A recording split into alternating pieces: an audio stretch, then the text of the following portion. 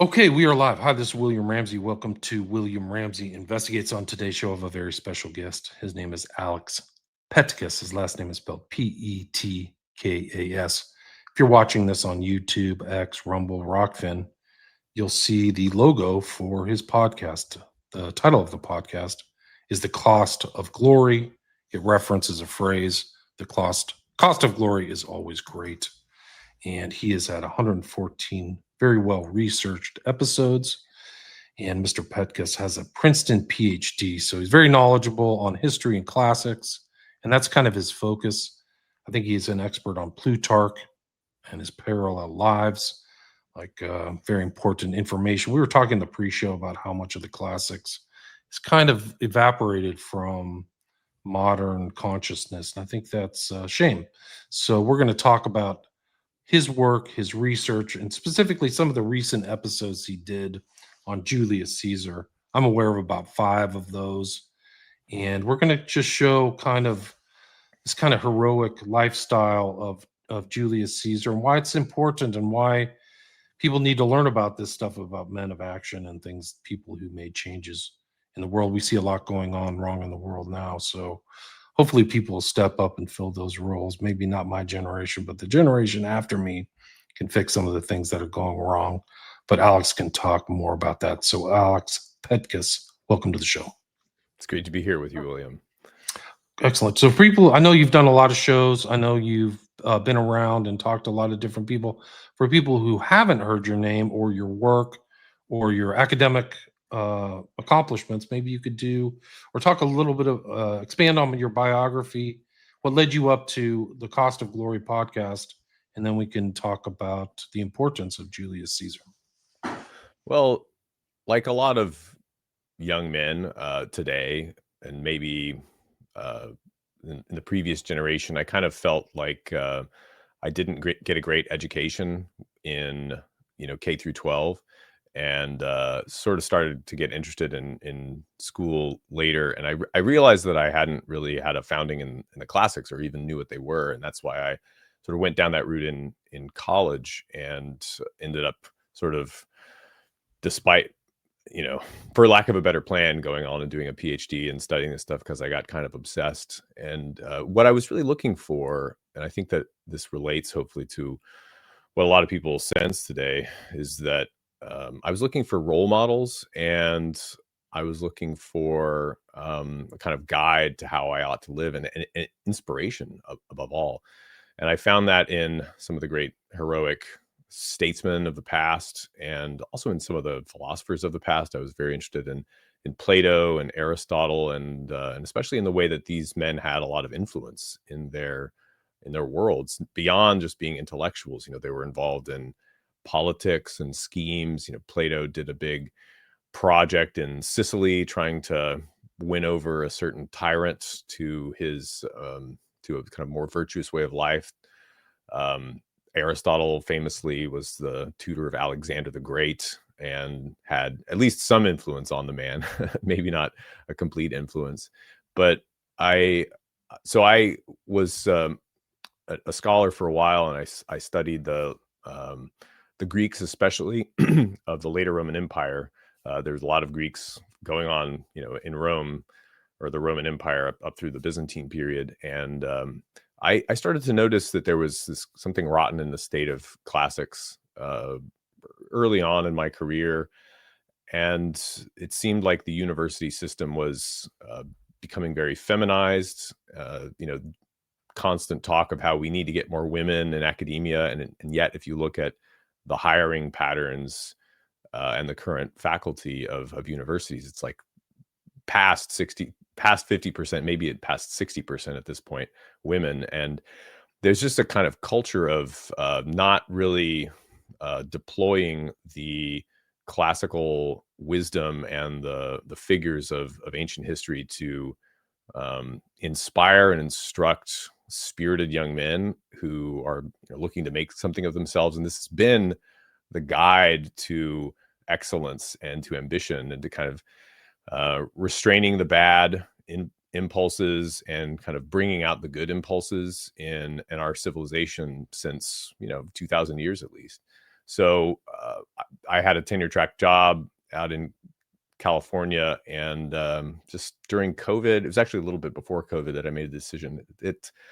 This place is not the place I want to spend my life, and there's other ways to reach people now through the internet. And so that was kind of the inspiration for me leaving academia, and at first for many years on the side building up this podcast, and now it's something that I'm able to work on full time. And what I do is essentially on the Cost of Glory, I try to retell the biographies of the great leaders of Greece and Rome, as you said, most of all following the lead of this great philosopher biographer Plutarch, who was probably the most influential biographer in history, even though he's a lot less well known today. He's sort of dropped off in popularity beginning in the 19th century for a lot of interesting reasons that we could get into if you want to go down that rabbit hole. But I want to bring the insights of Plutarch back to people, and the wisdom, and to kind of bring these characters to life so that they can not just be fun entertainment. Plutarch is a really good storyteller. He's just a Hollywood quality, depictor of character and scene, and kind of tragic arcs.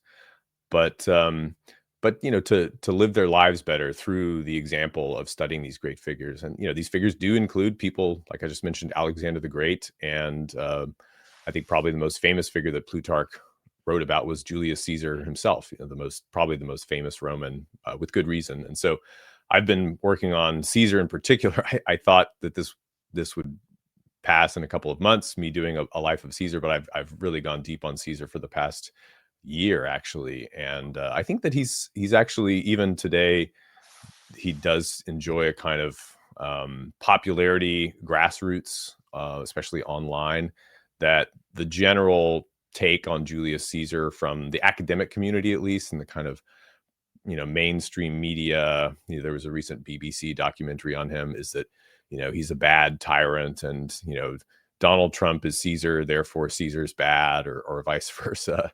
And so you can see their presuppositions there. But that's essentially what I see as my niche is explicating these lives and hoping that people will take up the call and make a difference in their own life through that study. Wasn't Plutarch Lives, wasn't that kind of mandatory reading for young Romans back in the day? Like that was kind of I thought it was one of the main books that was given to citizens of Rome, if I remember. Is that correct? Well, Plutarch is writing a little late depending on what you call late. He's writing in the late 1st century, early 2nd century AD. So it's the period of what's known as the five great good emperors, Trajan, Hadrian, and Antoninus Pius. So he's too late to influence men like Caesar, or Cicero, or Cato, but he writes their biographies. And he became popular sort of later on in antiquity. But where I think you see his influence the most powerfully is beginning in the Renaissance, where he kind of gets rediscovered by the Italian humanists. These texts get brought over with the fall of Byzantium, with all the other classics that kind of reach Italy in the 15th century. And Machiavelli is very interested in Plutarch, and so many of the great statesmen of history were obsessed with Plutarch. And this goes up through the 19th century, but the American founders in particular, the kind of golden age of Plutarch obsession is really the 18th century in Europe, and especially in the Americas. Plutarch is the first place that everybody would go to get a grounding in ancient history, and especially kind of the heroic tradition of ancient history. So he's the most popular ancient text in a very classically educated age, in the 18th century American colonies. Top ancient author, and top 5 book of any book that might be likely to be on your shelf. That's actually Plutarch's Lives. He's like right up there with the Bible, Pilgrim's Progress, a couple of other popular texts at that time. And so he's the most cited author in the Federalist Papers, as a matter of fact, often not by name, but it's clear from the reference that they're getting Hamilton and Madison are getting a lot of their stuff from Plutarch. Alexander Hamilton's reading Plutarch in the night at Valley Forge when he's the aide de camp of George Washington. He's taking notes in his pay book. We actually have a lot of his notes that he made about the lives of great state founders. So he's incredibly influential through being the conduit by which people get into the minds and into the lives and actions of, we mentioned Caesar. Alexander, Solon of Athens is another famous one. Lycurgus, the state founder of Sparta, who developed the kind of Spartan education system, the agoge, that kind of made these regular men to a warrior elite, and so on. So he's kind of the quintessential heroic author. Nietzsche was already starting to perceive his decline in the 1870s in Germany.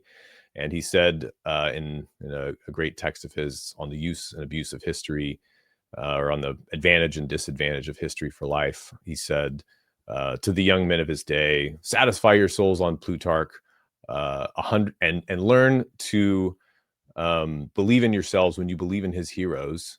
100 such men who developed their taste for the heroic and kind of paraphrasing at this point here, who have kind of embodied that heroic spirit of Plutarch. He says they could silence now and forever the noisy pseudo-education of our age. So great resonates great to this kind day. It really does. And the education system that he's talking about is the Prussian kind of research university model of education, which is very influential on the American education system. We kind of imported in the US the German model as opposed to the British Oxbridge model, because we believed in the Enlightenment ideals of progress, especially in the post-Civil War period. The land-grant universities are mostly based on the German educational system, and this kind of trickles down. So we're kind of inheriting the system that Nietzsche was kind of critiquing even back in his day. So it's a really interesting story. Right. So this is, why do you think that Plutarch has fallen out of favor here in the States? You say that the kind of Prussian thing, but it's like, why has this gone away? Why aren't people reading this or talking about it? Why isn't it in the public curriculum anymore? It's a interesting pattern, and essentially what happens is America used to have this model of education in the 18th century in the colonies, sort of what Harvard and Yale used to do, which is a version of the Renaissance model, which is a version of the ancient model, which is humanities education, at least as we would call it today, was focused on rhetoric, on the art of speaking well and persuasion. But the whole rhetorical framework to education is not just about speaking well, it's about emulating great speakers. And it's also about emulating their character, and it's about kind of development in statesmanship. And what we kind of jettisoned in this transition to the university model was that in favor of this idea of the university as producing knowledge and science and experts in that knowledge, the multiplication of degrees and eventually PhDs. And so in that transition, the emphasis in the study of the ancient world and the classics became more focused on philology, is what they called it. The Germans really leaned into this idea of philology, which is the love of language, literally in Greek. And it becomes that the experts in classics are text critics. They're comparing various versions of texts. They're studying authors that they consider the greatest authoritative sources on facts, also in the kind of historical column, as opposed to the kind of literary column. So Plutarch is a late author. He's not an eyewitness of any of the events that he depicts in the biographies. He's at least 100 years later than the latest figure he covers. And he was seen as kind of less objective, more of a great storyteller or a moralist than a historical source. And it was just less scientific to study Plutarch in detail, and in favor, people chose authors like Thucydides or Polybius, who are more eyewitnesses to the events that they depict. But I think it also kind of is related to this turn away from emulation of great examples to production of knowledge and production of experts. And so Plutarch kind of fell by the wayside. There are probably other reasons. He's got a huge corpus, so it's actually difficult to get your head around all of Plutarch. To become a full Plutarch expert just is more than most grad students can bite off in one degree sitting. When you say huge corpus, how many? There's the Parallel Lives, right, or 2 books of lives. Is that right? Yeah, the Parallel Lives is his most famous work, and it's 48 biographies. Each of them, in modern editions, 30 to 50 pages. So they're concise individually, but as a whole, it's it's comparable to the length of the Bible. And then he's got a whole other set of writings called the Moralia, which are various philosophical essays. Many of them are also great too, very influential on Emerson and Montaigne. And so it ends up, I have the Loeb collection of Greek editions behind me. It ends up being something like 15 Loeb editions of just the Moralia. So there's a whole lot out there, Plutarch, to chew on. That's amazing. So he's very prodigious. He's not from Italy though, right? He's Greco. Is that right? Yeah, that's right. So he's writing in this period where the Romans rule all the Mediterranean, including Greece. They've ruled Greece for 200 years or so. They really, I guess, 300 years by Plutarch's day. So he's writing in Greek for a Greco-Roman audience. He's writing for his contemporary Greeks in Greece, and he's also kind of writing for the educated elite of the Roman overlords, if you will, and many of them are very schooled in Greek at this time.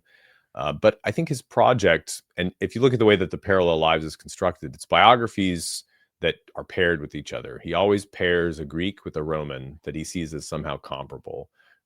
And the easiest example to draw is Alexander the Great and Julius Caesar, the greatest of the Greeks and the greatest of the Romans. And he compares their characters. He writes a little essay. Most of them survive. After he writes the biographies proper, he writes a little essay comparing their various strengths and weaknesses. And I think that the whole project was kind of partly conceived to help the Greeks appreciate the Roman heroes and help the Romans appreciate the Greek heroes by pairing them up together, and to kind of help these people understand each other, because he did travel to Rome and he did travel to Italy on his researches kind of late, and he likes the Romans. He thinks the Romans, I think, were better. They have a better constitution. They have a better kind of political system. The Greek political system was very, unstable and tended toward war and infighting. But he also thinks that the Greeks had kind of, maybe for that very reason, they possessed more of that manly, heroic excellence than your average Roman, or at least the Greek heroes, or I think he thinks are more impressive. So it's a very interesting project in that kind of civilizational comparison. Right. And so he's writing about 150 years after Julius Caesar, right? Isn't that That's right. approximately it? So he has access to probably some of the stuff the decline of the Roman Empire really hasn't maybe accelerated. So he has all that stuff. Caesar is really a remarkable person because his demise leads to the end of the Republic. Republic, Yeah. right now. Mm-hmm. I remember. Maybe you can just let's. You want to get started with the life of Caesar? I mean, it's an incredible life. It's very much like Alexander. It's kind of putting those two together is pretty remarkable because of their ascent and their for like the victories are incredible. The battles are like Pharsalus and Alesia and stuff like that. Yeah. Yeah. Well, Caesar is,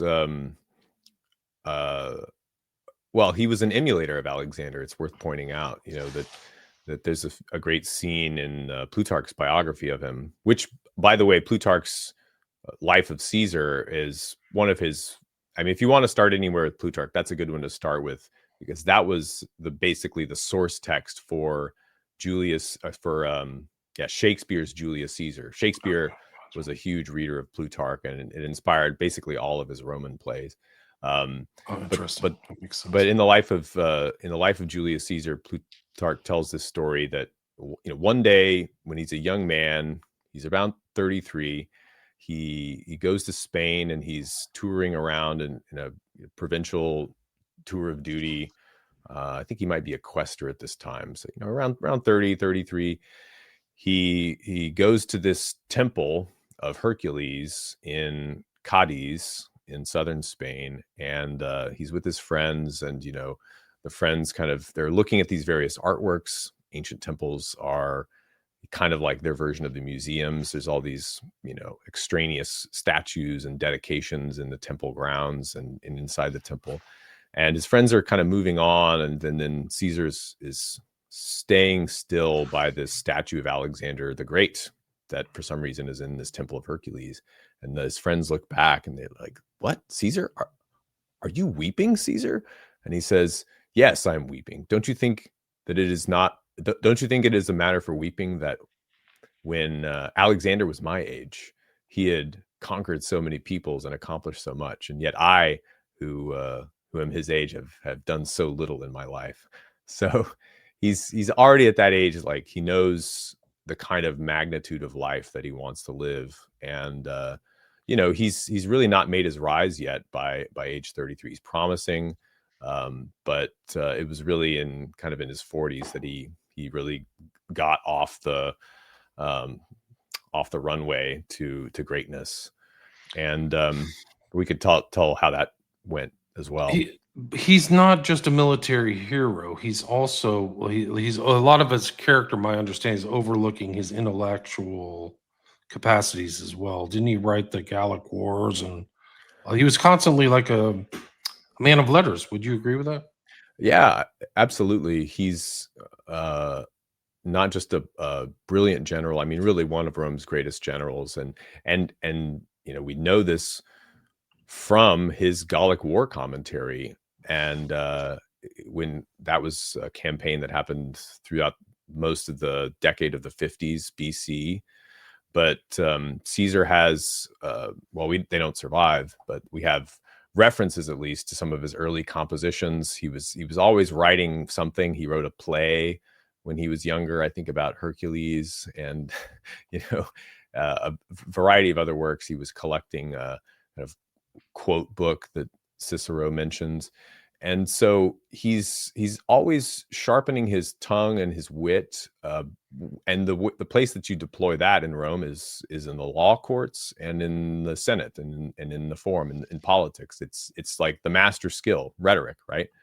So there's a kind of literary culture among these Roman elites in Caesar's day. They're not just kind of trading political speeches back and forth, but they're writing poems. They're reading philosophy. Caesar was reading Lucretius's poem De Rerum Natura, on the nature of things, this classic epic poem about Epicurean philosophy, while he is on campaign in Gaul. He's taking the time in this witheringly intense blitz through conquering all of France, basically a very warlike confederacy of Gallic tribes, and he finds the time to keep up his reading the latest literary works coming out of Rome, and he's writing with Cicero and Cicero's brother to kind of give his opinion on various matters of concern in kind of Roman literary taste and circles.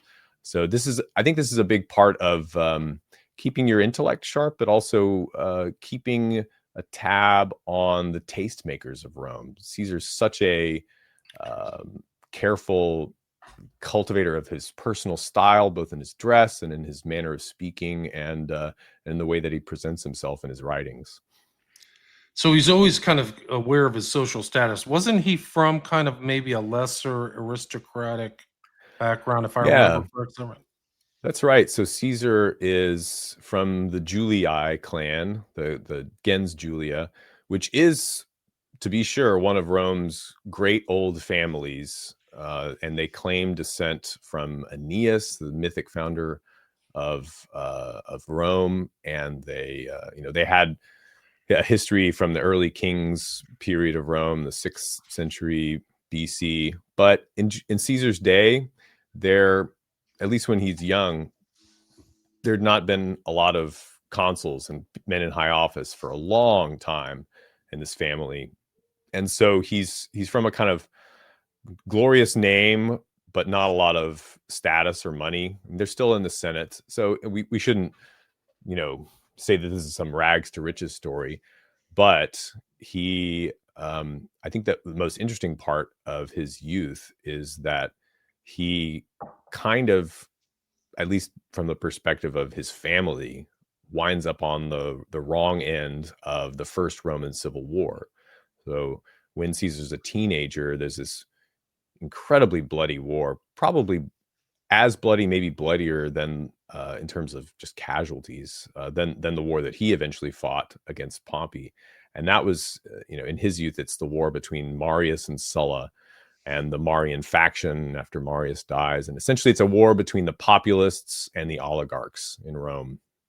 And Caesar was allied with the populist faction, probably through more connections than this, but at the least because he was his aunt was married to Gaius Marius, the leader of the populist faction. And when Sulla, the oligarch, the optimate, as the Romans call him, wins the war, he goes on this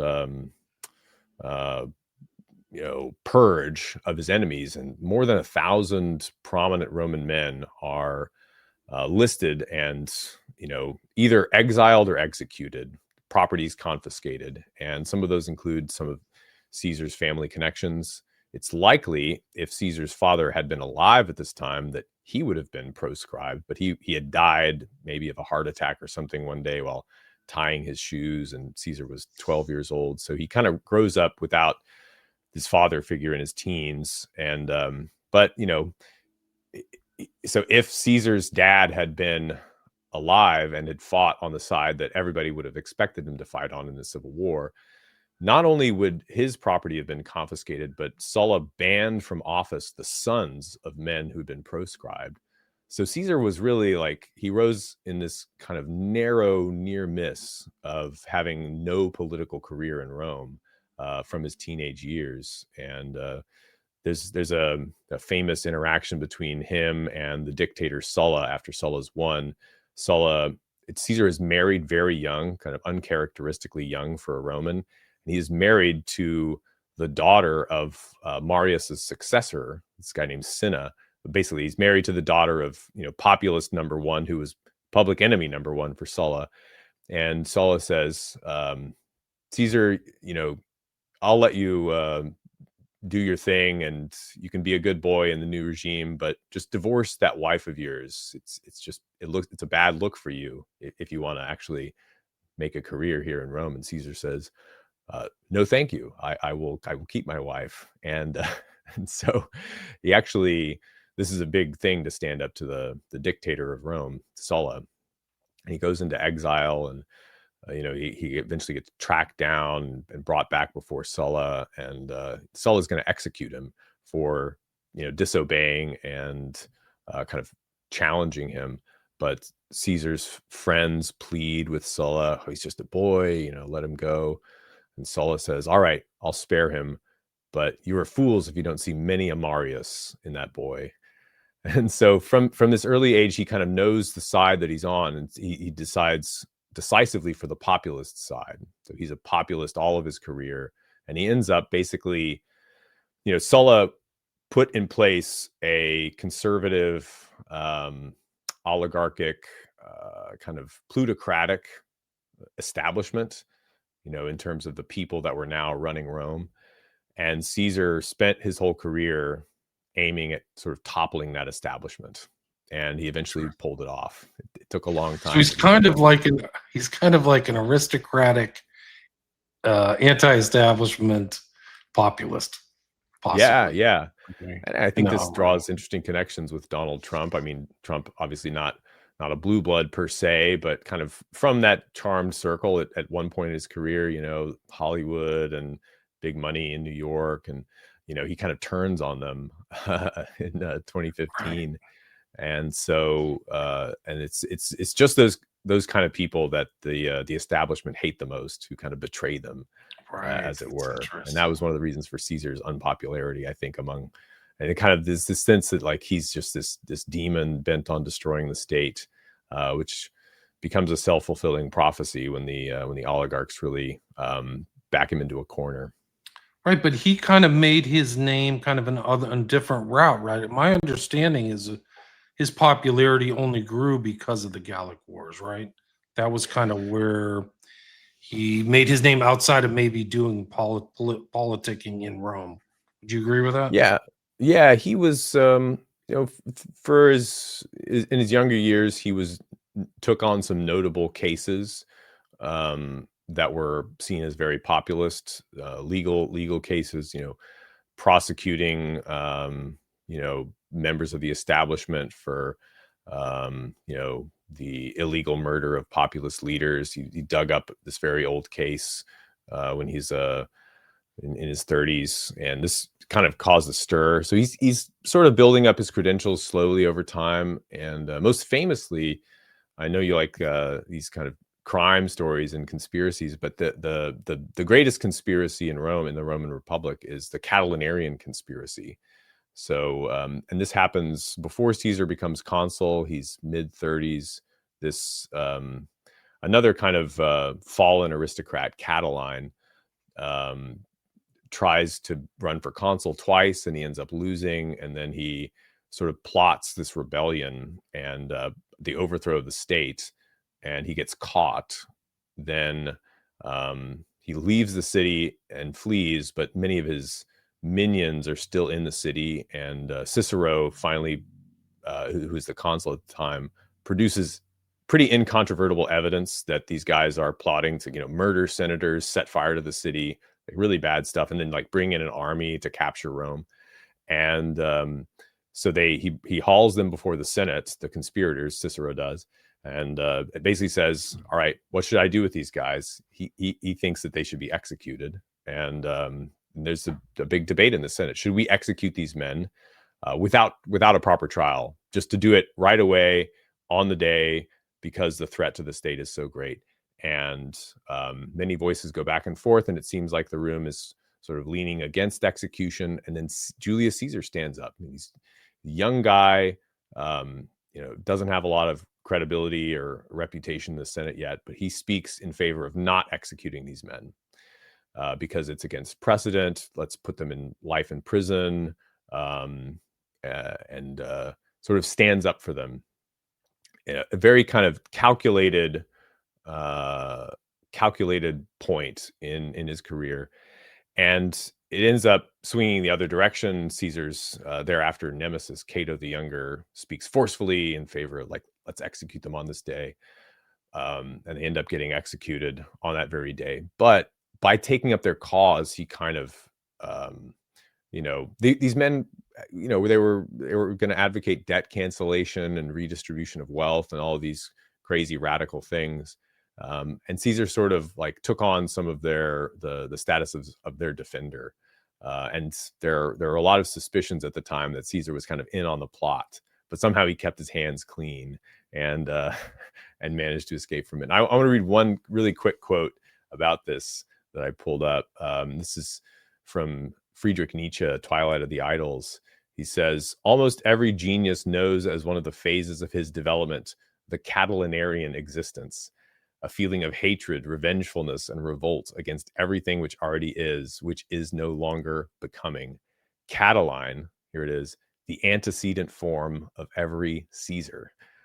So Caesar saw this kind of criminal element in Caesar that is fully expressed in Catiline. Caesar never does anything that illegal publicly, but Caesar kind of channels that anti-establishment energy into a more productive outlet, and the Gallic War is probably the most famous example. A more productive form of Catalinianism, right? So he learned and Right. survived. Like he seems to have had really good survival instincts. So all these things, of these upheavals, he makes his way through his whole life. And then the Gallic Wars.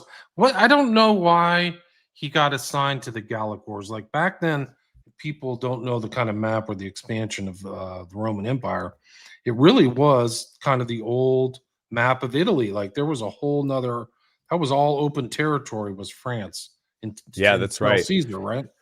That's right. Yeah. So Rome at this point controls Spain kind of loosely. I mean, there's some, wild native areas in Spain, but they mostly have Spain, at least in the coast.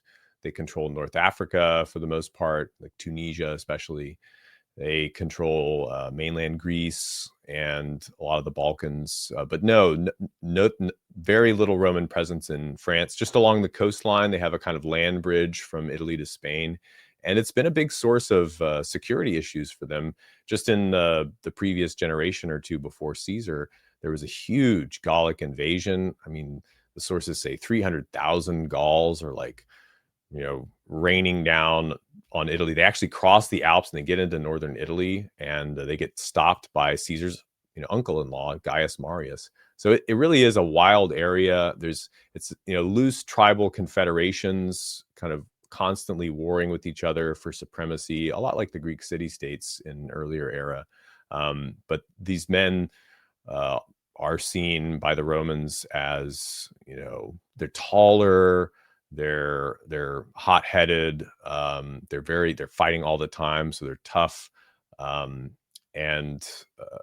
they're, every now and then, if things go one way in the internal politics of Gaul, some charismatic chieftain might decide, Rome's a really juicy apple for the plucking, and actually in the kind of branded in the Roman historical mythic consciousness, not mythic in the sense that it didn't happen, but they're kind of, their story of the important events of Roman history in the 4th century BC, Gauls actually captured and sacked Rome in this invasion. So, they have this fear inborn of the Gauls, and Caesar saw that now was the time to conquer Gaul and to pacify it. And he actually, the way that you would become a commander and get assigned a military office was you have to get kind of picked by the Senate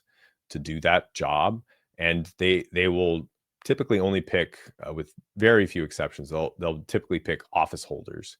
And so what he did is he ran for consul in the year, to be the consul of the year 59 BC, and he made a deal to get, this is the first triumvirate. He made this deal with Crassus, the richest man in Rome, and then Pompey, the most kind of influential commander who was resident in Rome at the time, to kind of mobilize their voter blocks to get Caesar elected. And he was the junior colleague. It was really like a duumvirate. It's like two guys, like those are the big guys, Crassus and Pompey. And Caesar is just this kind of little politician on the rise. But he says, if I'm consul, I can pass all these laws in your favor. Just support me. And so they support him. And one of the things that he wanted out of the deal was for them to also mobilize their influence to get him picked for the Gallic command, because he saw this as like the opportunity to really make his mark on Roman history. So it was not an accident that he got sent to Gaul, and he saw the opportunity there, and he had to, tremendous, clever, difficult political machinations to pull off this command, but he pulls it off in 59, and then he actually gets sent out to the war in the following year in 58, and it takes him about 7 years to fully pacify Gaul. Right, and it's huge battles. One of my favorite battles to read about in history is the Battle of Alesia, which is an Yeah, incredible. I mean, there's all kinds of battles. Like you say, it's 7 years. He's writing about it, but the final, I think it was the final battle against Vercingetorix, if I that's remember him. Yeah. correctly. But maybe you could talk about some of the battles leading up to Alesia, because I think that was the final pacification, if I remember, or close to it, if I remember. That's right. Yeah.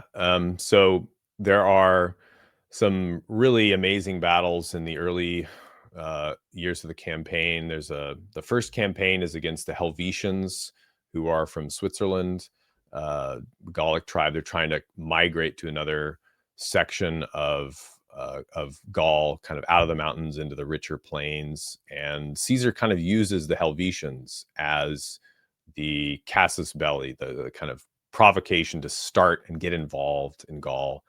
And they're trying to cross through the territory of some Roman allies. And then there's just little sliver of Roman controlled lands that they need to cross. Otherwise, they're going to have to go through the mountains and it's going to be really hard. And so they ask the Romans, all right, we got several 100,000 people we want to move with our carts. We don't want to do any trouble. Let us just kind of cross through your province. And Caesar says, because he's the governor of this particular province. He says, all right, give me 2 weeks to think about it and talk to the Senate. And can you just wait 2 weeks and I'll get back to you with an answer. Like, they're probably thinking, yeah, probably yes. This is a small ask. And then within those 2 weeks, Caesar recruits 2 legions, so 10,000 men, maybe it's 3 legions. He just, gets this massive muster of troops, and he pulls up his army and he builds this huge wall across or along the bank of the river that they would have to cross, and basically he fortifies the position. And then the ambassadors come back on the specified day and he says, nope, can't cross, sorry. And they're understandably annoyed, and they try to cross anyway, and they get defeated in a battle. And so they go around the hard way through the mountains, which actually leads them through another territory of other Roman allies, and they end up burning some huts and ravaging some fields because they're hungry. And Caesar says, all right, these people clearly are a security threat to our allies in Gaul, because Rome has allies here and there, loosely held. And so he marches around the Jura Mountains, this kind of western spur of the Alps. And long story short, he defeats them in a huge battle in which he's, massively outnumbered. But the Romans have a really, really sophisticated logistics apparatus. Like, they're really good at these longer wars where feeding your men becomes a big issue, feeding your pack animals, fortifying the right ground. He ends up building a fort on a kind of gentle hill and sort of lures them into battle. And so they're fighting uphill, and his troops are fighting downhill, and they have better equipment. So all of these factors and they're hungry too. So they want a decisive battle to get this over with because their supply lines are all stretched. And Caesar, even though the Romans have these great logistical and military technology systems in place, Caesar just knows how to maximize their impact. And you see that, and that's in the book 1 of the Gallic Wars, this first great victory at the name's escaping me right now. It's in central France, basically. But the battle you reference, well, I mean, there's many examples of this, but just one more example of Caesar's bravery. He's actually known for being a personally very, very daring man. He wins this civic crown when he's a young 20-year-old, which means he risked his life to save the life of a fellow Roman citizen on a campaign in Greece. And so you see this in many of the battles in the Gallic War, not in the one I just mentioned, but in this other one with another very warlike tribe, the Nervii in Belgium, in book 2, where they get ambushed by this massive, massive army of warlike Belgian Gauls. And, the lines are starting to buckle. His men are surprised and they're confused. And he's just running around the battlefield to the different regiments, cheering them on, grabbing the guy who's carrying the standard and saying, "Hey, the battle's that way," and turning him around. And at one point, he launches himself into the front lines and leads his men, putting his own person at great risk. And you see this in many instances in the Gallic War campaigns, where it's the personal example of the leader that motivates the men, that kind of turns a battle from a defeat into a victory. So he really had that bravery and that kind of magnetic charisma that could really bring out the best in an army. Like Alexander, right? So he's right there in the thick of Absolutely. stuff. So he's taking that example out of Plutarch, Yeah. or Plutarch is making that similarity. Leaders like we used to have, in the West, and maybe there's some around today, but it's not common anymore. But he wasn't a young guy at that time, right? I mean, during the Gallic Wars, was he in his 40s or 50s, if I remember? Is that right? Let's see. So Caesar's born in 100 BC, and the Battle of Alesia is in 52. So I guess he's late 40s, 48, and yeah, he's but he keeps himself young by exercising all the time, fast forced marches. He's constantly in action. He's a light eater. He's a light sleeper. I think he just has one of these internal dynamos where he's got an incredible power, an incredible capacity for work, and his speed is one of his biggest advantages in wars. He's always there days before you expect him, and he'll surprise his own troops sometimes, showing up when they thought he was 2 weeks away. So interesting. Yeah, Alesia is interesting because he trapped Vercingetorix on a hill and built earthworks around the entire hill. Yeah. And then another troop of Gauls was coming. So he built another fence and put all his troops in between both fences and then fought the battle, something like that. Something crazy.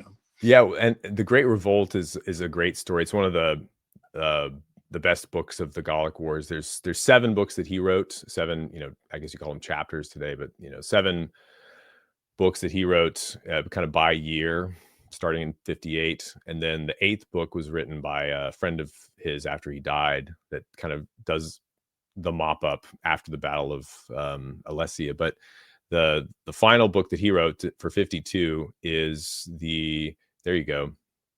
It's about the Great Revolt. So Caesar has, kind of inch by inch pacifying Gaul and making allies of the people that he conquers, and there's just all these internal politics to these various confederations of Gallic tribes. And but one day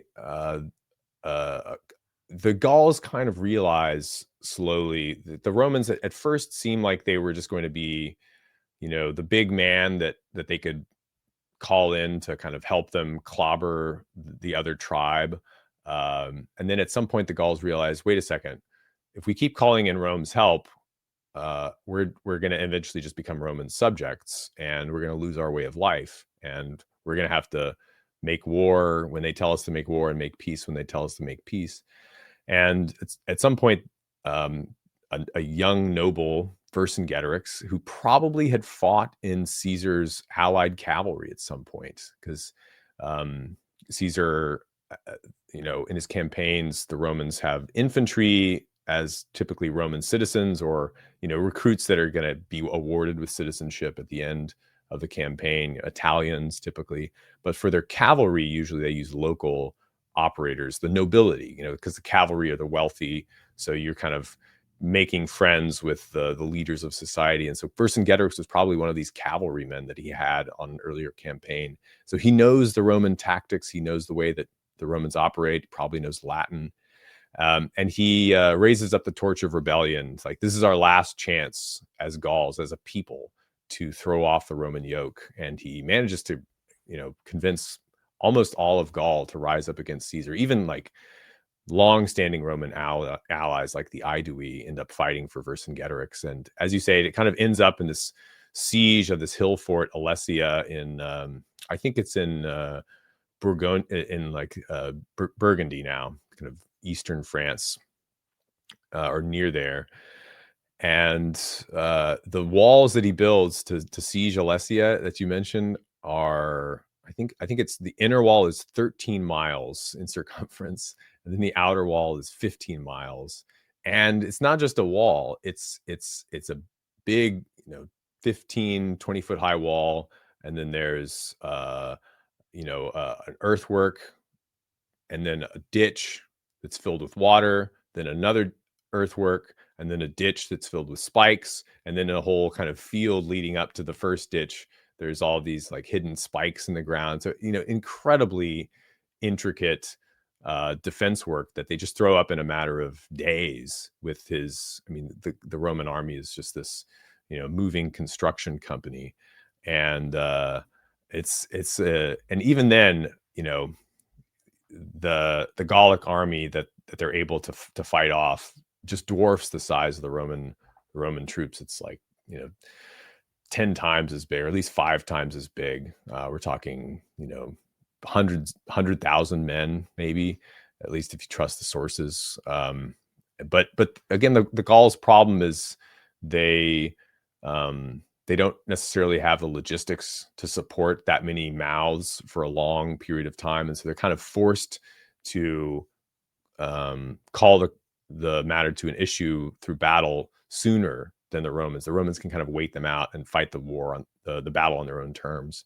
But the final battle, it happens over a series of days, and the Gauls eventually break into the outer wall.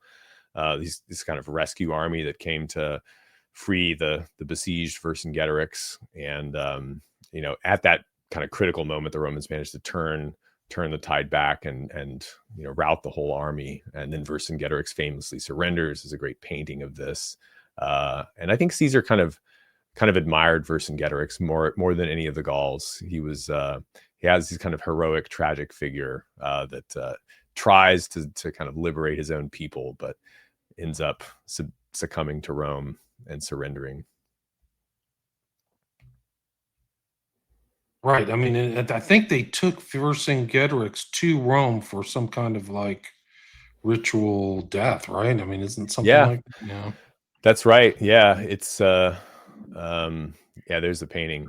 Wow, what a scene, right? Yeah.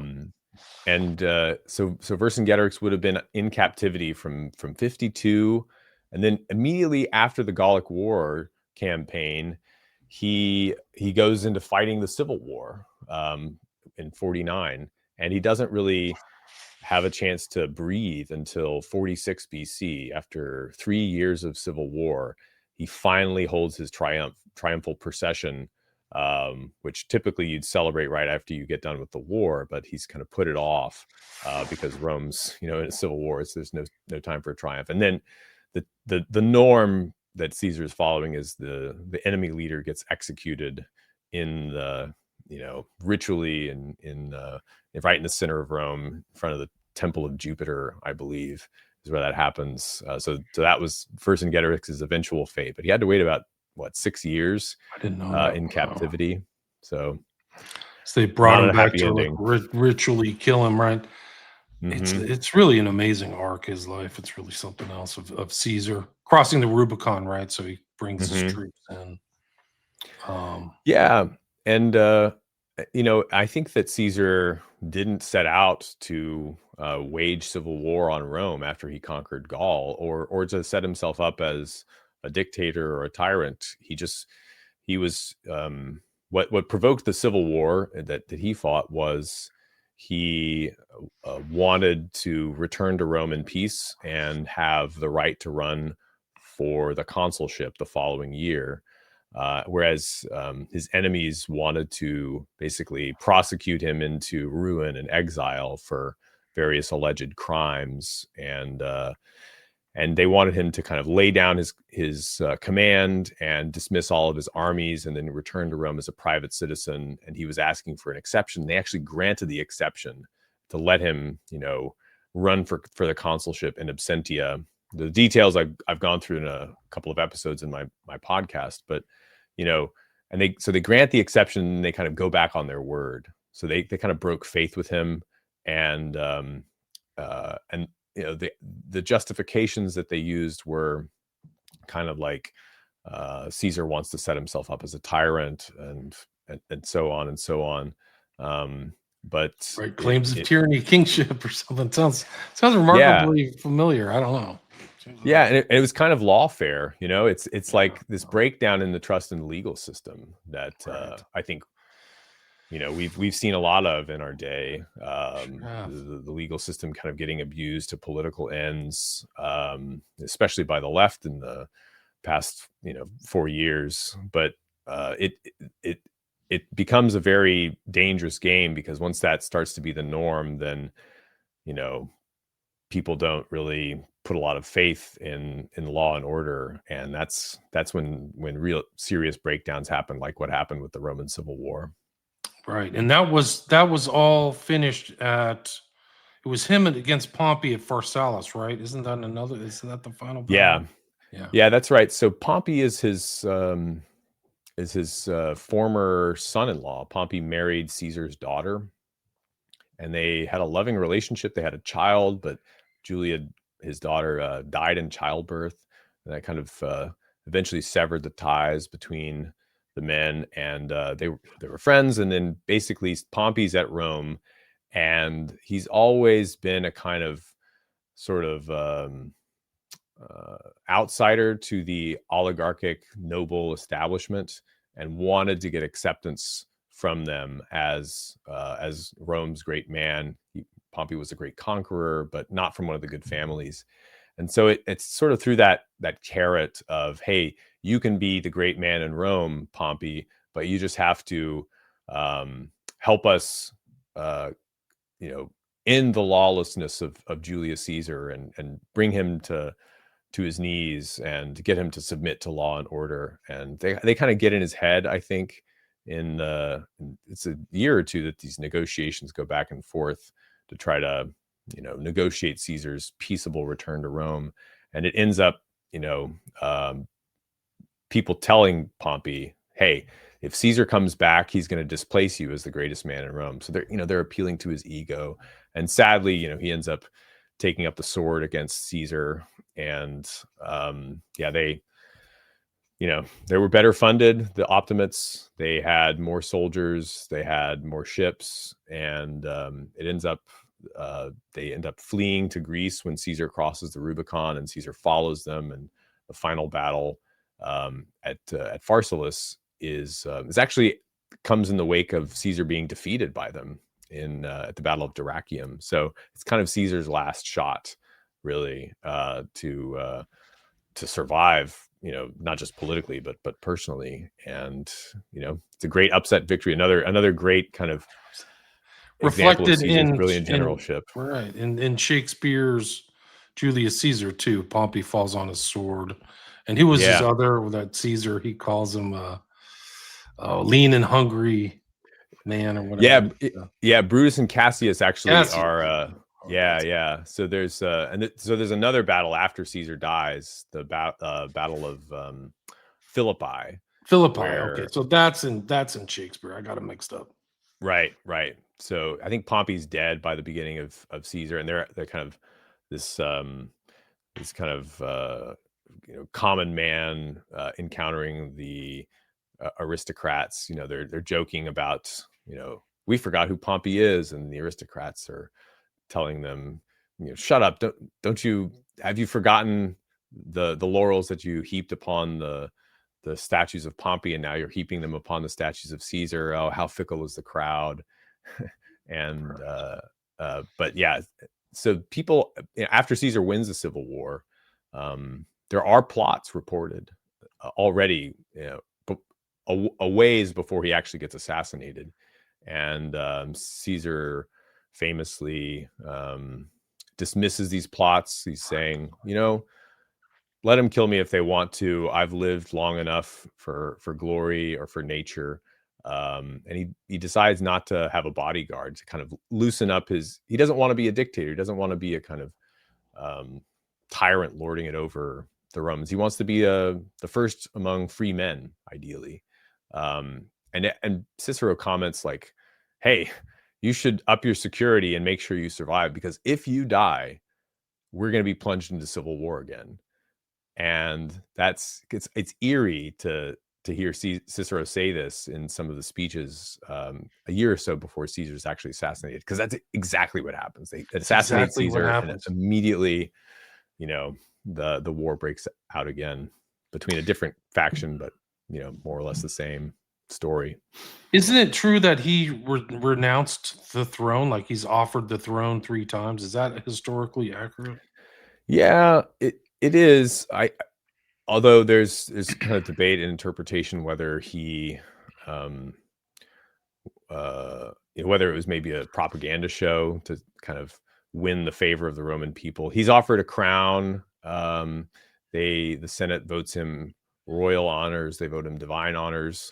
Some of these honors he rejects. Some of them he quietly accepts. But I think that even though he didn't set out to be a monarch or an emperor, by the time the Civil War is over, he's starting to see that this is probably the best solution for Rome. That one man rule, and that one man control a stable imperial system, because Rome doesn't have a stable imperial system at this point. They have governors cycling through every 1 or 2 years. There's a lot of corruption. There's a lot of incompetence. People don't take the job seriously because they're going back to Rome in a year or two. So you might as well plunder the place while you're out there in Greece or Judea or wherever the case may be. So I think Caesar actually, and this is a longer story than we have time for, but I think that it was a reasonable policy to say Rome's political system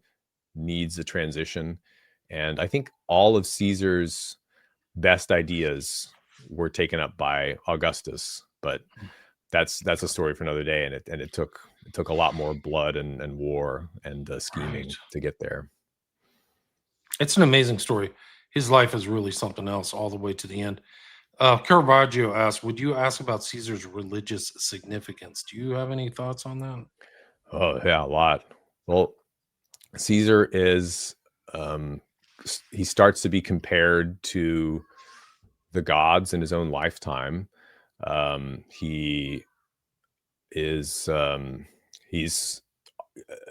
accepts divine honors like right before he's killed. And this is not so strange in the broader Mediterranean scheme, because at this time he's,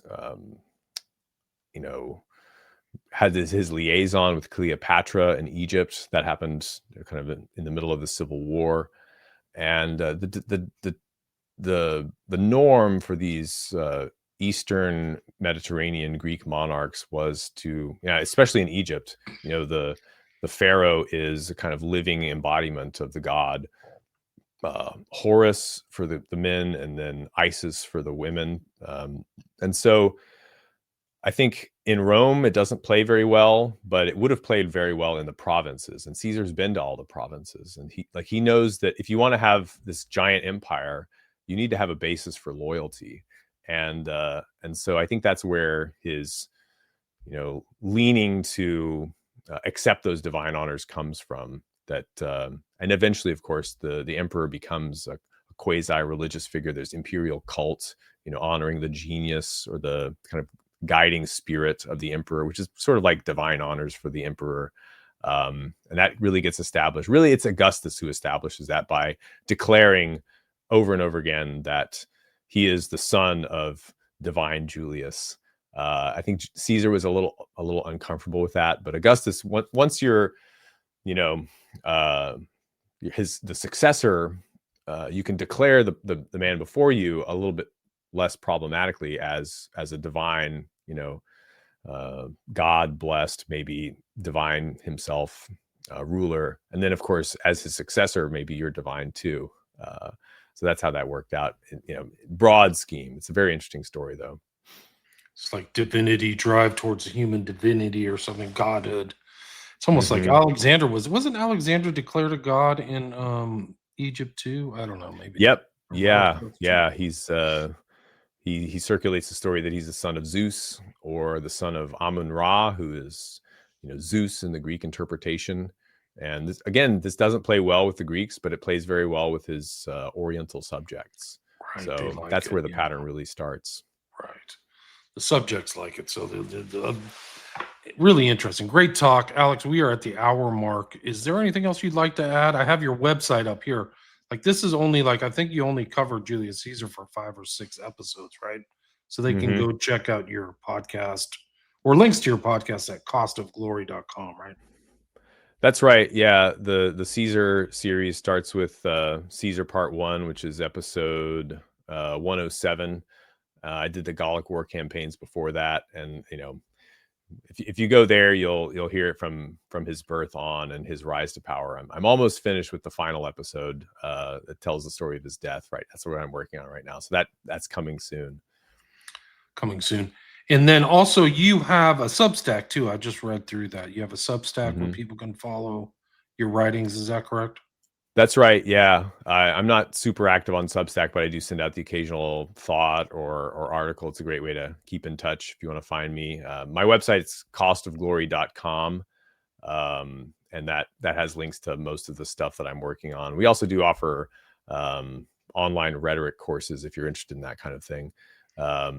But yeah, would love to hear from anybody interested in Caesar, and I would exhort people to, that it's kind of our duty to the next generations to pass on these stories of the great heroes, even if they're somewhat problematic. I mean, just because somebody's a hero doesn't mean that they didn't make mistakes that we can't learn from. But you can't really learn from somebody's mistakes if you think that they're a tyrant and the devil and wicked. You can't like really learn from them if you totally write them off, which I think has been the habit until recently. Yeah, no, it's interesting because you mentioned at the early beginning of this talk, like how many people reference Plutarch and learn from these guys. And well, this is the foundation of our republic, is learning from Greece and Rome. All these things and the acts they did and the mistakes they made, and learn from all that stuff. So it is important to go back and reread it and also like see the good thing. Like Caesar's an amazing figure, like as Hmm. much as like you say, but he's also an academic, he's intelligent, he's savvy politically. You don't get to that point by being clumsy politically at all. So I mean, it's something to learn about these days. So I definitely recommend it. Again, it's The Cost of Glory. You can check it out, and it's Alex Petkas, Petkas, right? That's how you spell your last name. That's right. Yeah. And then also I'll put a link to, I know that you're active on Twitter. You have a lot of Hmm. followers over there. So I'll put a link to both your website, Twitter, and your podcast. People can listen to your podcast on all major kind of podcast platforms. Is that correct?